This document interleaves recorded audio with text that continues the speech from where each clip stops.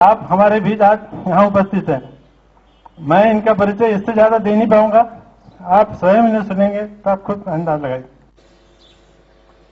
मुझे एक अत्यंत प्रसन्नता हुई क्योंकि इस विशेष कार्यक्रम में राजीव कुंभ मेले में तो आपने जैसे बताया कान्हे जी ने, वैसे मैं आते रहता हूं।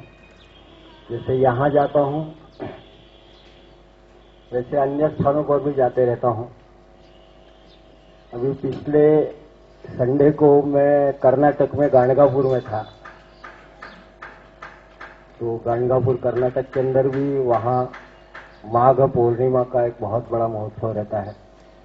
करीब 1,00,000-1,50,000 लोग उधर भी आते हैं। तो ईश्वर ये संयोग है कि वहां भी कार्यक्रम था। उसके पश्चात यहां है, यहां से नागपुर में है। तो ये शायद ये माहौल जो है आध्यात्मिक माहौल, धार्मिक चिंतन का, ये भी मुझे मिलता रहता है। और यहाँ कुछ जो युवा लोग बैठे हैं तो उनको मालूम भी है। तो जहां कहीं मैं गया, अभी मुंबई में गया करीब 27 तारीख से 31 तारीख तक, तो मुझे एक ऐसा संयोग हुआ कि 30 तारीख को ठाणे के अंदर जहां मैं कार्यक्रम में गया, तो वहां ऐसे ही जैसे कान्हे जी वहां है, यहां है, वैसे वहां एक सज्जन थे, मिस्टर अजय वैद्य। वो कमिश्नर है, डिप्टी म्यूनिसिपल कमिश्नर है अभी ठाणे के अंदर। यंग है, यंग आए, अभी कल्याण के अंदर भी पोस्टिंग है उनका। तो उन्होंने कहा कि बाबा साहब, हमारी ऐसी इच्छा है कि हमारे यहाँ स्टडी सर्कल के अंदर जो आईएएस और आईपीएस प्रिपरेशन करने वाले जो स्टूडेंट्स हैं उनके लिए भी आपका कुछ, उनके लिए भी आप आए और उनके साथ कुछ चर्चा करें तो हमें अच्छा लगेगा। तो मेरे साथ जो लोग थे उनको एकदम बड़ा अटपटा लगा कि अरे आप तो किसी कार्यक्रम में ऐसे आ रहे हैं प्रवचन के लिए, उत्सव के लिए, और क्लासरूम में जहां ये आईएएस आईपीएस के लड़के प्रिपरेशन कर रहे हैं वहां आप जाके कैसे कहेंगे। तो मैंने कहा मुझे तो उससे कोई परहेज नहीं है, उनको जरूर कुछ होगा मिस्टर वैद्य को कि वो इंट्रोड्यूस कैसा करेंगे। तो उन्होंने मुझे कहा, वैद्य सर ने, क्योंकि वो हमारे शिष्य परिवार से हैं, तो उन्होंने कहा बाबा साहब मैं वहां जाके फॉर्मल इंट्रोडक्शन तो मैं कर दूंगा, लेकिन जो लोग सामने बैठे हैं वो आपको मालूम है कैसे रहेंगे।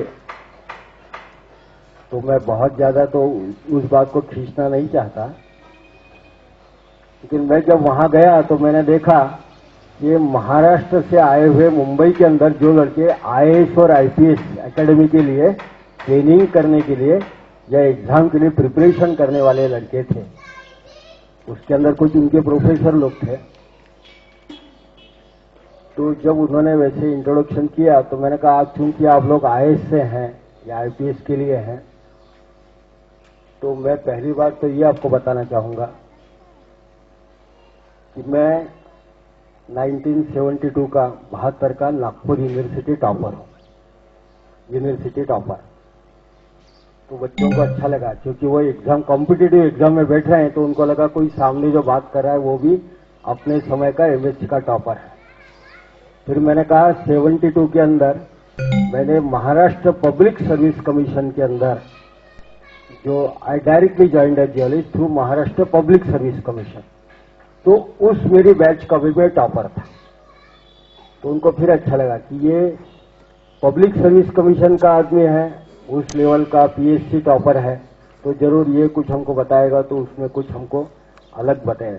क्योंकि तब तक शायद उनके सामने चित्र होगा कि ये कोई महात्मा आ रहे हैं या कोई संत है, पति वहां 24 पूरा ही साल भर वहां बर्फ रहता है।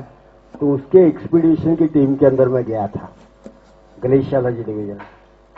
कहने का तात्पर्य फिर लड़कों को लगा कि नहीं ये कोई थोड़ा अलग है, तो अब ये जो भी कुछ बताएंगे तो उसके अंदर कुछ शायद अलग वजन रहेगा, कुछ अलग उसका इफेक्ट रहेगा। मैं आपको वो नहीं कहना चाहता। तो मैं आपको यहां तो ये जरूर मैं कहूंगा कि यद्यपि मैंने 94 के अंदर वॉलंटरी रिटायरमेंट लिया, क्योंकि मेरे दादाजी जो हमारी संप्रदाय है, परंपरा है, दत्त संप्रदाय परंपरा, और उनके पश्चात अब ये त्रिपदी परिवार का कार्य देख रहा हूं। और यदा कदा शंकराचार्य मंडले, महामंडलेश्वर आदि लोगों के साथ में बैठ के कीर्तन प्रवचन भी कर लेता हूं, प्रवचन वगैरह, यज्ञ कर्मकांड भी करता हूं। लेकिन बेसिक जो एनवायरमेंटल जियोलॉजी का डॉक्टरेट है, क्योंकि मेरी डॉक्टरेट एनवायरमेंटल मैनेजमेंट में है, तो वो जो कॉमन आदमी है वो भी अभी भी मेरे अंदर विद्यमान है। और मुझे ऐसा लगता है कि वो कॉमन मैन कहीं नहीं जाएगा, वो मेरे साथ ही रहेगा। तो इसके लिए जब मुझे कान्हे जी ने कहा, आपने कहा कि आप आएंगे, तो मैंने कहा बिल्कुल जरूर आऊंगा। और मैं यहाँ न तो कोई प्रवचन करूंगा न कुछ करूंगा, मैं तो सिर्फ आप लोगों के साथ थोड़ी सी बात करूंगा, आप लोगों के साथ छोटी मोटी वैसे ही बात करूंगा। तो विषय क्या रहेगा, तो मैं कुछ सालों तक आफ्टर रिटायरमेंट में यूनिवर्सिटी के अंदर प्रोफेसर भी रहा। और प्रोफेसर जब मैं रहा तो मेरा विषय था environmental designing and planning and traditional Indian architecture as vastushastra, RGPV के अंदर। तो प्रोफेसर होने का मतलब है कि उसके सामने 2 आदमी रहे या 200 आदमी रहे, यदि उसको एक पीरियड यदि बोलना है तो उसको फिक्र नहीं रहती, वो तो आराम से किसी भी टॉपिक पे बोल सकता है और कितनी भी देर बात कर सकता है। तो जब बात निकली कि हम लोग जब किसी कॉमन ड्वेलिंग में रहते हैं, एक आपकी स्कीम है, तो मैं जैसे ही अंदर आया तो मुझे अच्छा लगा कि एक स्कीम है, ये स्कीम के अंदर रायपुर जैसे जगह के अंदर भी इस प्रकार का, ऐसी स्कीम के अंदर लोग इकट्ठे होते हैं और इस प्रकार का आयोजन होता है। और ये अनएक्सपेक्टेड है, अनपेक्षित एकदम लोग आ गए, वो लोगों ने एक साथ मिलकर इस प्रकार का आयोजन कर दिया। तो ये इंडिकेट करता है कि यहां कुछ विशेष है, देयर इज समथिंग डिफरेंट। जैसे शिव खेड़ा ने कहा उसके किताब के अंदर, यू आर द विनर के अंदर, समथिंग डिफरेंट। तो मैंने कहा स्कीम्स तो बहुत हैं, बहुत जगह बहुत फ्लैट स्कीम के अंदर लोग रहते हैं, लेकिन शायद कभी ऐसा होता है कि सब लोग मिलके कभी किसी को ऐसे बुलाएंगे और कहेंगे कि कुछ चर्चा करेंगे, वो भी ऐसे वर्किंग डे के दिन ऑड टाइम पे। तो सब लोग मिलके जब चर्चा करते हैं तो सबसे पहले हमारे दिमाग में एक बात रहती है कि हमारी भी सोसाइटी है, पड़ोस में अन्य भी सोसाइटी है, तो हमारे यहाँ कुछ विशेष कुछ होगा क्या, क्या हो सकता है। तो समथिंग डिफरेंट क्या है, जैसे मेरे तीसरे जैसे आदमी को लगा कि नहीं दूसरी सोसाइटी से यहाँ कुछ अलग है, तो सामान्य व्यक्ति को ऐसा क्या हो सकता है। तो हमने कहा इसका कारण ऐसा है कि इसका कारण है संस्कार। ये संस्कार जो है वो किसी एक व्यक्ति का नहीं है। यदि किसी एक व्यक्ति के ऊपर संस्कार हो तो वो मंदिर में पुजारी बन के रहेगा, और बाकी यदि 10 व्यक्ति पे हैं तो वो जाते आते सिर्फ नमस्कार करेंगे, और 25 लोगों के ऊपर यदि नहीं है तो वो साइड से निकल जाएंगे, वहां रुकेंगे भी नहीं। तो ये इसका मतलब है संस्कार। लेकिन यदि एक ग्रुप के ऊपर संस्कार है तो सभी एक साथ मिलकर किसी एक विशेष कार्य के लिए जुट जाएंगे। तो हम इसको बोलते हैं ग्रुप बिहेवियरिज्म का एक प्रकार का संस्कार है। और ये संस्कार कैसा है, it is a positive indication. जब लोग किसी अच्छे काम के लिए, आजकल के विशेष जो माहौल है उसके अंदर पार्टी वार्टी के लिए तो लोग इकट्ठा होते हैं, किसी भी पार्टी के लिए 31st ईयर के लिए तो लोग इकट्ठा होते हैं। तो मुझे कुछ लोगों ने बोला, मैंने कहा हमारे लिए तो 31st पार्टी जो है वो ऐसी कोई वर्जित वगैरह तो है नहीं, तो हम तो वैसे जाते नहीं हैं, लेकिन ये बात जरूर है कि वहां का जो इम्पैक्ट है वो अलग है, और ऐसे किसी कार्यक्रम में जब लोग एक साथ मिलेंगे तो उसका प्रभाव अलग रहेगा। क्यों अलग रहेगा, तो सीधी बात है कि साउंड से नॉइज पोल्यूशन भी होगा तो उसका साइकोसोमेटिक इम्पैक्ट होगा, वो आपको दर्द भी दे सकता है, एब्डोमिनल डिसऑर्डर भी दे सकता है, डाइजेशन सिस्टम भी कर सकता है, और ज्यादा यदि डेसिबल का साउंड बढ़ गया तो वो आपको हार्ट अटैक भी दे सकता है। और वही साउंड यदि मंत्रोच्चार के रूप में या सॉफ्ट म्यूजिक के रूप में यदि आपको मिला है तो वो साउंड जो है वो आपको उपचारक संगीतोपचार के रूप में भी प्रभावित कर सकता है। तो आजकल बहुत से दवाखाने के अंदर लोग म्यूजिक और हीलिंग थेरेपी इस सिस्टम के अंदर अपने अपने पद्धति से लोग उसका उपचार भी करते हैं।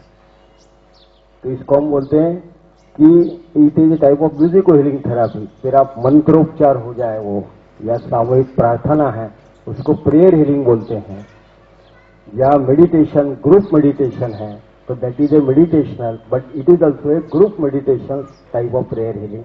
तो ये उपचार है। तो दोनों टाइप से आदमी के ऊपर केवल ध्वनि जो है वो प्रभाव डाल सकता है। तो यहां हम लोग सब इकट्ठा हुए, तो यहां मुझे ऐसा लगा कि एक विशेष प्रकार का प्रभाव तो जरूर है, जो आदमी को ऐसा लगता है कि किसी अच्छे काम को उसको ओरिएंट करेगा। तो जब हम प्रभाव की बात करेंगे तो तुरंत हर एक आदमी को दिमाग में आ जाएगा कि अरे जब ये प्रभाव की बात कर रहे हैं तो इसका मतलब शायद वास्तु से होगा, क्योंकि वास्तु प्रभाव क्या है, इसी के ऊपर ऐसी कई चीजें जो है वो उसके ऊपर डिपेंड रहती है। तो मैं अक्सर जहां भी गया, जहां लोगों को लगा कि अरे डॉक्टर तरणेकर ये तो कॉलेज में भी पढ़ाते थे, इनकी किताब है वो तो अभी भी बॉम्बे या दिल्ली के अंदर रेफरेंस बुक करके चलती है, वास्तु दोष चिकित्सा विज्ञान करके। तो जहां लोगों को मालूम पड़ा तो लोग तुरंत पूछते हैं। तो इसके लिए मैं बस कुछ पॉइंट्स जरूर आपको बताऊंगा। तो मैंने ऐसा देखा, मैं वास्तु कंसल्टेंट के लिए बाहर कंट्री में भी गया, तो जहां लोगों को मालूम पड़ा कि ये थोड़ा वास्तु के बारे में जानते हैं तो तुरंत लोग बता देते हैं। तो मैं आपको इसके बारे में बताना चाहूंगा कि बहुत लोगों के बीच में सिर्फ ऐसे गलतफहमियां रहती हैं कि वास्तु के ऊपर विश्वास रखें या नहीं रखें। बहुत रैशनल जो लोग हैं वो बोलते हैं हम वास्तु किसी चीज को मानते नहीं हम लोग।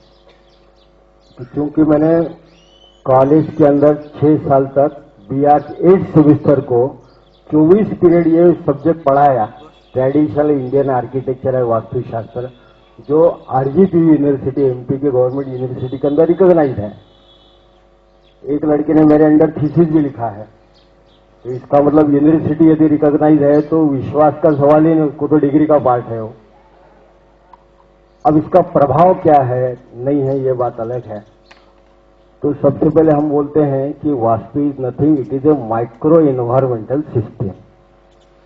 माइक्रो एनवायरमेंटल सिस्टम का मतलब है कि या तो आपका अपना फ्लैट है, या ये आपका कोई कॉरिडोर है, या आपकी स्कीम है, या आपकी स्कीम का एक अपना एनवायरमेंटल सिस्टम है।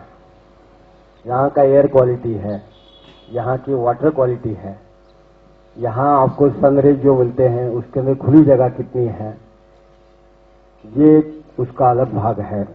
फिर इसके अंदर यदि कुछ जगह है वो कोल्ड है, पानी है, तो उसका भी इम्पैक्ट है। इसके अंदर बाग बगीचा है, उसका इफेक्ट है। और उसके बाद में आपके यहाँ मंदिर है, आपके यहाँ ये सब लोग वृद्ध लोग हैं, ये यहाँ इकट्ठा होते हैं, बच्चे एक साथ आते हैं, कुछ पारिवारिक ऐसे कार्यक्रम आयोजन होते हैं, तो उसके अंदर वो जिस प्रकार के आयोजन है इसका भी एक प्रभाव है। इसको कहा जाता है सोशियो कल्चरल इम्पैक्ट। तो जब हम EMP या EMI एनवायरमेंटल मैनेजमेंट प्लान किसी बड़े एरिया का, सिटी का हो या कारखाने का बनाते हैं, तो उसके अंदर हम देखते हैं कि एरिया और वाटर क्वालिटी, एरिया जो एयर क्वालिटी हो या थर्मल क्वालिटी हो या साउंड हो, नॉइज हो, ये तो चाहे जैसा हो, वहां का सोशियो कल्चरल कैसा है, क्योंकि सोशियो कल्चरल इम्पैक्ट जो है वो आदमी को बदल देता है, जिसको कहा जाता है मॉब साइकोलॉजी। तो कभी क्या होता है, किसी ने कहा कि ये सब जो प्रभाव है, ये प्रभाव वहां रहने वाले जो आदमी हैं, जो व्यक्ति हैं, उनके ऊपर एक विशेष प्रकार का प्रभाव निर्माण करते हैं।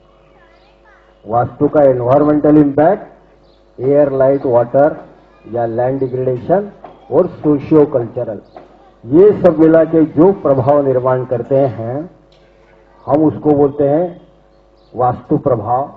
तो वास्तु प्रभाव का मतलब है vastu is nothing, it is a micro environmental system. और इस माइक्रो एनवायरमेंटल सिस्टम का किसी के आदमी के विचारों पे, मन पे, फिर उसके शारीरिक धारणा शक्ति के ऊपर और फिर